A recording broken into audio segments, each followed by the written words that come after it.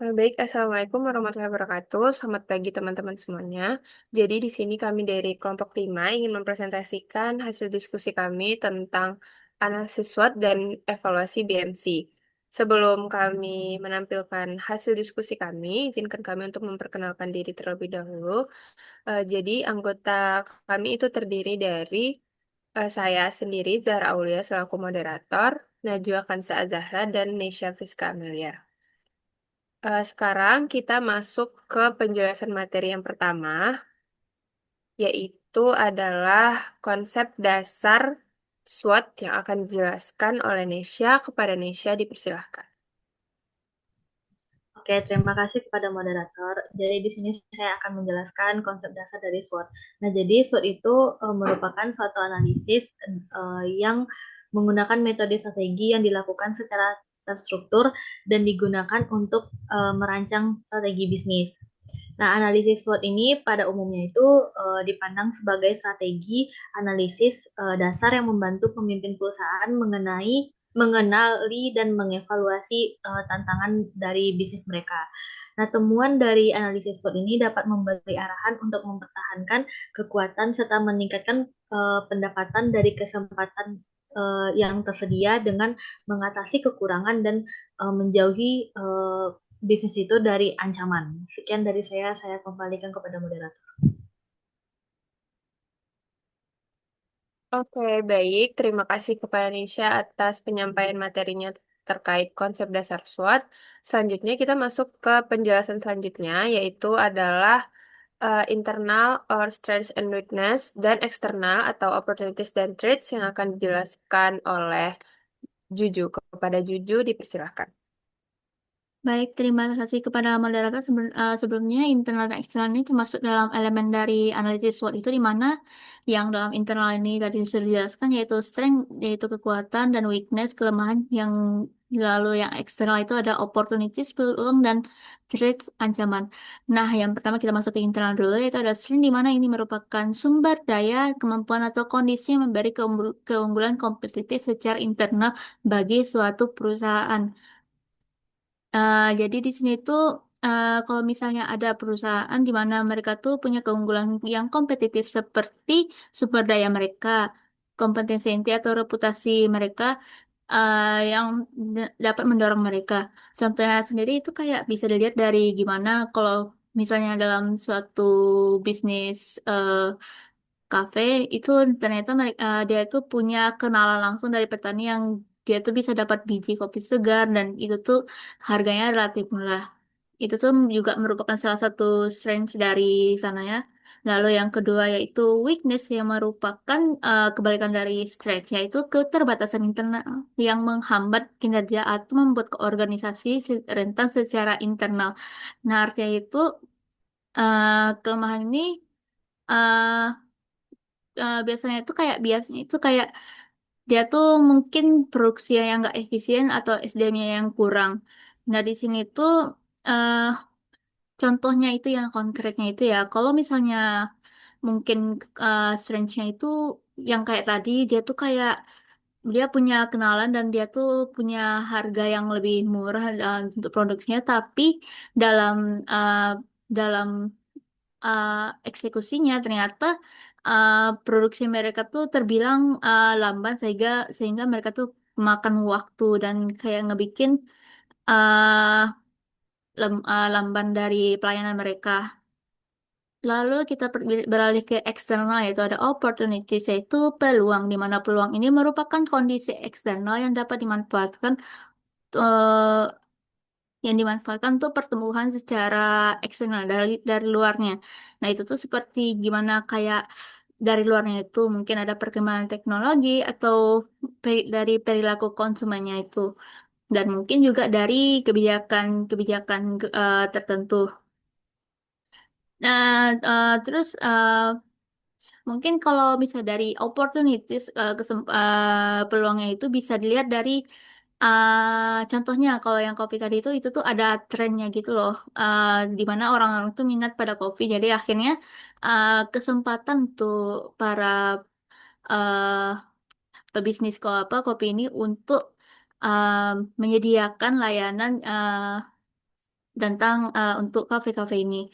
Lalu yang terakhir yaitu adalah threats yang merupakan ancaman, yang merupakan faktor eksternal yang berpotensi menghambat atau merugikan suatu perusahaan secara eksternal, di mana ini bisa dari persaingan yang dari luar, dari perusahaan lain.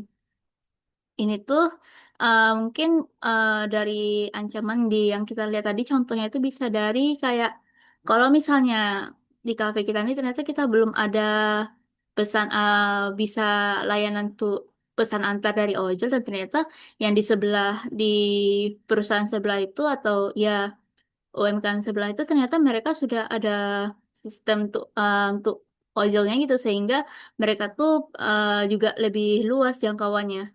Mungkin segitu saja dari saya kembalikan ke moderator. Oke, baik. Terima kasih atas penyampaian materinya, Juju.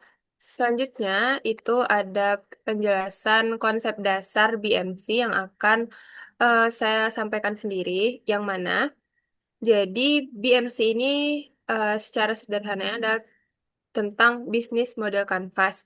Jadi BMC ini sebenarnya adalah alat yang membantu kita melihat gambaran besar sebuah bisnis dalam satu frame aja. Jadi kerangka ini tuh dibuat supaya kita bisa memahami bagaimana sebuah bisnis ini dapat menciptakan suatu nilai. Nah, menyampaikan nilai itu, jadi di BMC ini kita tuh bisa menyampaikan nilai itu ke pelanggan dan mendapatkan dari proses tersebut. Menurut Zahra, BMC itu sangat membantu karena menyederhanakan hal-hal yang biasanya rumit dalam bisnis menjadi lebih mudah dan bisa dibaca dan juga dianalisis, terutama dalam bisnis media dan komunikasi yang cepat berubah. BMC ini membuat kita lebih mudah menilai apakah strategi yang kita pakai itu masih cocok dengan kondisi audiens digital saat ini. Selain konsep dasar BMC yang akan saya jelaskan itu ada elemen dari BMC ini sendiri. Mungkin operator boleh next slide. Oke, jadi ada 9 elemen BMC. Pertama itu ada customer segments, yang mana elemen itu berisi tentang siapa target utama dari bisnis kita. Jadi setiap segmen pelanggan itu biasanya punya kebutuhan dan kebiasaan yang berbeda. Jadi bisnis itu perlu menentukan siapa yang paling ingin dia layani. Kalau misalnya segmennya itu sudah makin jelas, maka semakin mudah pula kita membuat strategi yang tepat. Intinya, elemen itu membantu bisnis kita memahami siapa pelanggan utama kita atau siapa target pasar kita, seperti itu. Nah, yang kedua itu ada value proposition. Maksud dari value proposition ini yaitu adalah nilai atau manfaat utama yang kita angkat atau kita tawarkan kepada pelanggan. Nah, ini tuh adalah alasan kenapa pelanggan itu memilih bisnis kita dibandingkan bisnis-bisnis yang lain. Jadi, nilai ini bisa berupa kualitas produk, harga yang lebih terjangkau, kenyamanan, atau solusi atas masalah-masalah tertentu.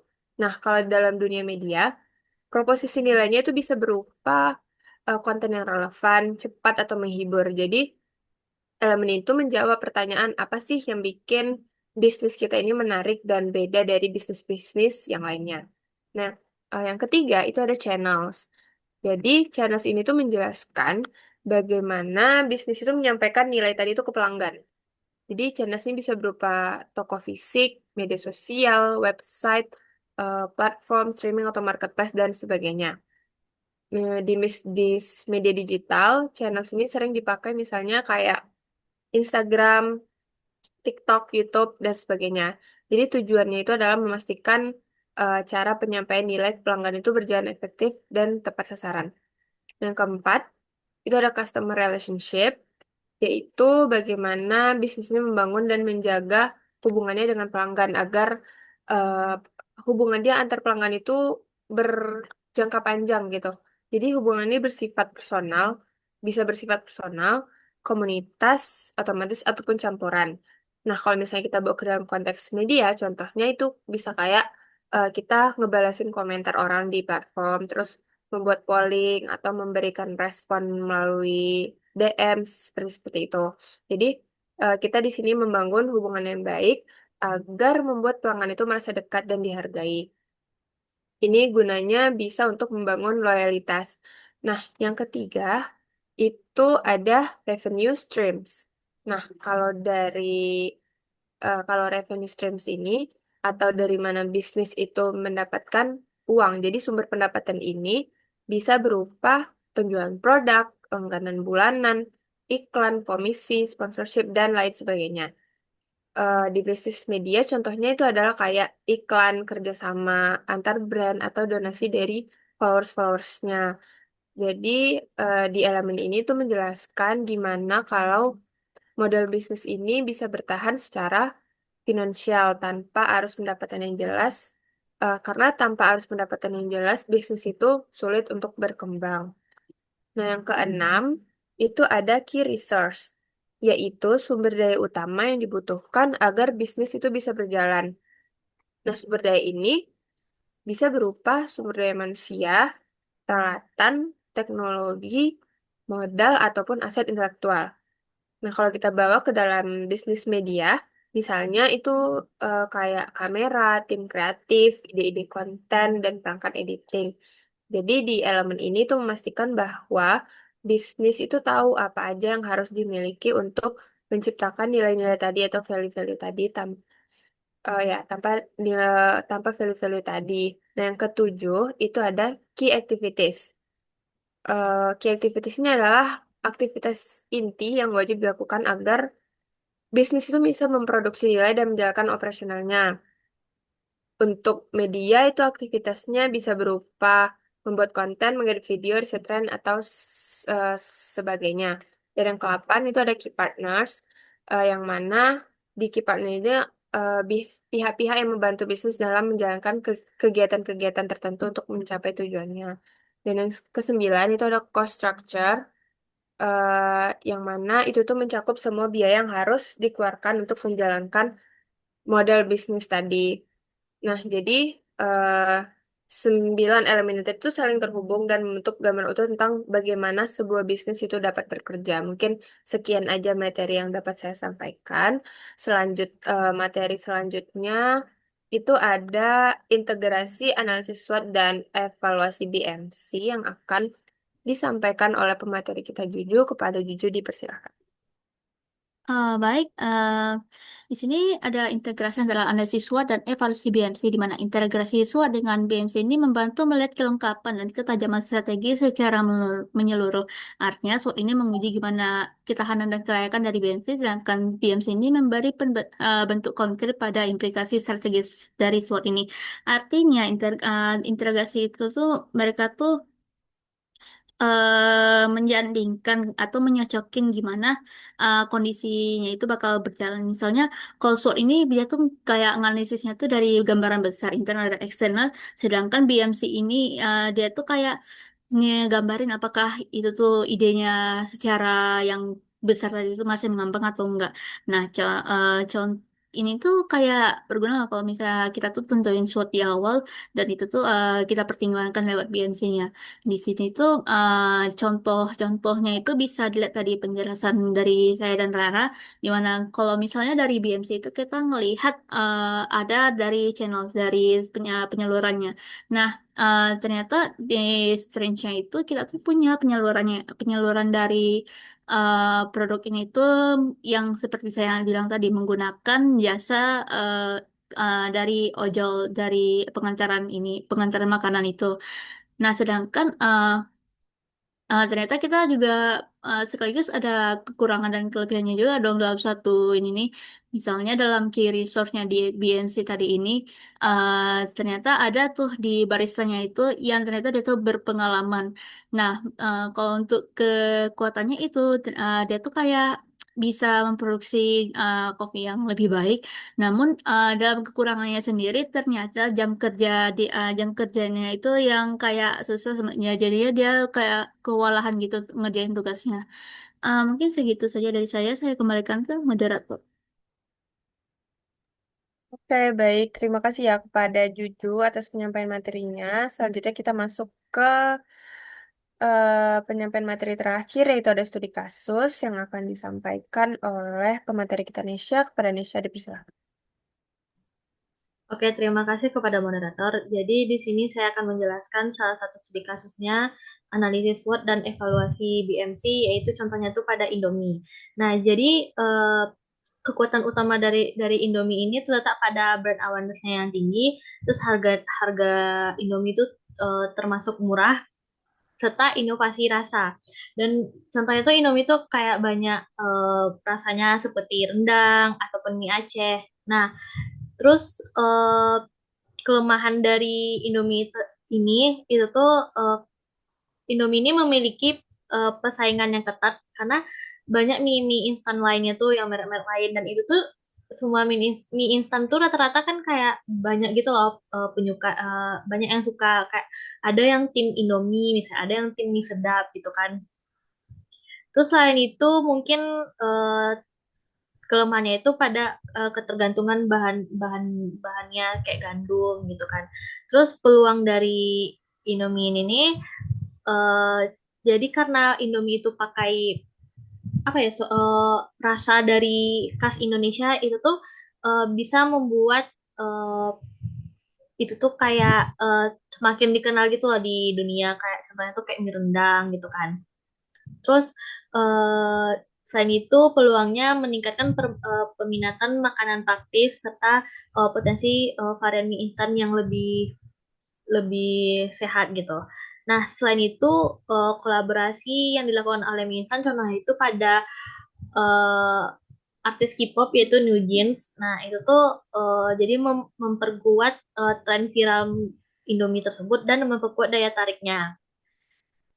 Ancaman yang dihadapi oleh Indomie itu mungkin kenaikan harga bahan baku, regulasi kesehatan, perubahan gaya hidup sehat, dan kompetisi yang terus bertambah. Nah, evaluasi bisnis model Canvas itu tuh Indomie itu memiliki segmen pelanggan luas dari pelajar maupun yang tua, terus maupun yang udah berkeluarga ataupun anak kos misalnya kan itu tuh kayak pasti orang tuh lebih milih Indomie gitu. Terus nilai utamanya itu Indomie ini cepat saji dan memiliki rasa khas Indonesia. Terus distribusinya itu sangat kuat, banyak di warung-warung ataupun di e-commerce. Terus pendapatan itu berasal dari penjualan mie instan reguler, premium, dan produk turunan termasuk ekspor. Nah, sumber daya utama ini nih mencakup pada pabrik besar, merek kuat, distribusi solir, serta eh, tim dari Indomie tersebut. Aktivitas bisnisnya itu meliputi produksi, inovasi rasa, pemasaran, distribusi, dan kontrol kualitas. Dengan dukungan mitra seperti pemasok bahan baku dan lain-lainnya. Sekian dari saya kembalikan kepada moderator. Oke, baik kepada Nesya atas penyampaian studi kasusnya. Mungkin penyampaian materi kami cukup sampai di sini. Selanjutnya kita lanjutkan kepada eh, sesi pertanyaan jika teman-teman ada yang ingin bertanya. Mungkin sekian dari kami. Assalamualaikum warahmatullahi wabarakatuh.